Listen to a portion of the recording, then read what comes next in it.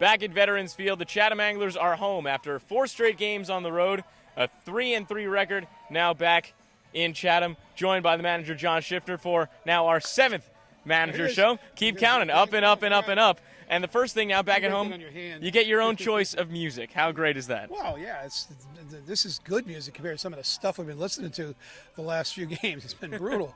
This is just classic rock. How can you go wrong? But anyway, so what do you want? Well, you can never go wrong with Brucey, can you? No, definitely not. Jersey guy. So, what did I think of yesterday's game? Well, we started out really well.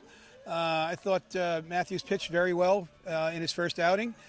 We kind of shut it down a little bit. I thought I was disappointed that we didn't. If we had jumped back on getting 2 or 3 more runs the next few innings, they would have gone away and hit, I think. And we just couldn't do it. We couldn't do it. They got themselves back in the game, and then the floodgates opened up. I'd ask you if you'd ever seen anything like that before, 19 hits and 17 singles, but it happened on Monday at Brewster, who comes to Chatham tonight. Yeah. Now twice in a week that these big innings have happened. How do you limit that? You just, you just try to keep going and keep playing. I mean, there's a lot of things the other team had some great hits. I mean, they had really, really good at-bats. We kicked it around a little bit. We made some bad pitches. I mean, it was just all an imperfect storm as far as I'm concerned. So, you have to try to avoid those things. And just, somebody has to step up and say, you need a pitcher to come in and go, whack, and get a strikeout right away.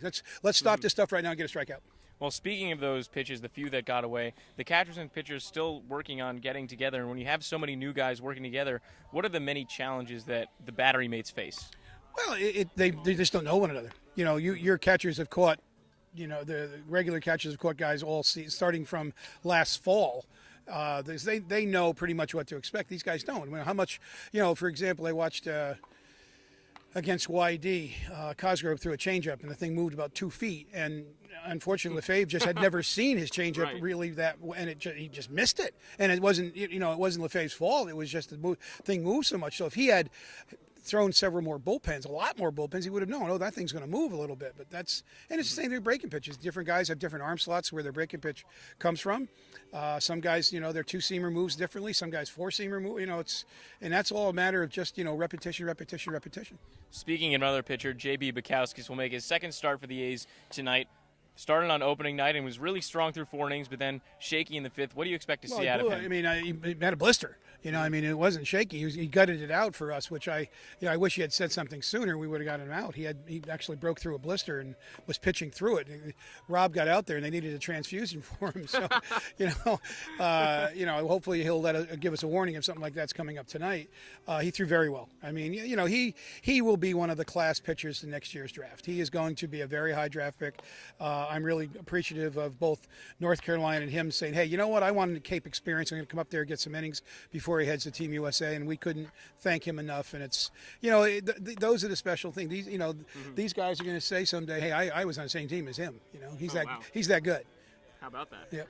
Well, now a week after opening day and 14 days after the first A's started to arrive, what is your overall assessment of this 2016 team? Well, the one thing I like is their attitude. They come to the game ready to play. They like each other. They like us. They get stuff done. We're having fun.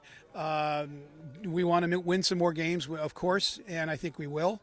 We're going to have a lot of movement in the next 3 or 4 days as far as the temporary players will be released. The regular guys are starting to, trickle in.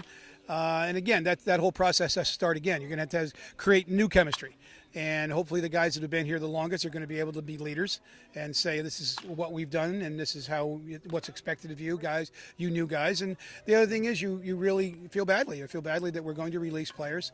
And that's always it's kind of sad. It really is, because they want to stay.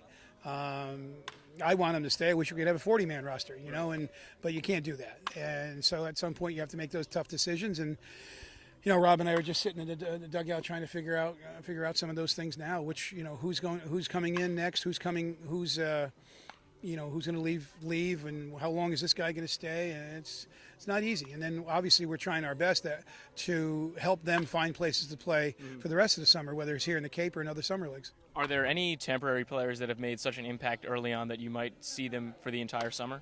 I don't want to say that because I really don't know the answer to that. I mean, I guess I can answer yes, but unfortunately, by a numbers game, I don't know if that's going to happen. I can say this: it would have to be an injury or something, that's completely unforeseen right now. The numbers are matched up. The World Series guys are matched up. The guys who are coming in are matched up. So there's no wiggle room, unfortunately. All right, well, the A's take on the Brewster Whitecaps this evening. The Whitecaps on a 3-game slide. The A's will look to continue that and move back above 500. Coming up next on the Anglers Extra pregame show, Catch of the Day. Stay tuned.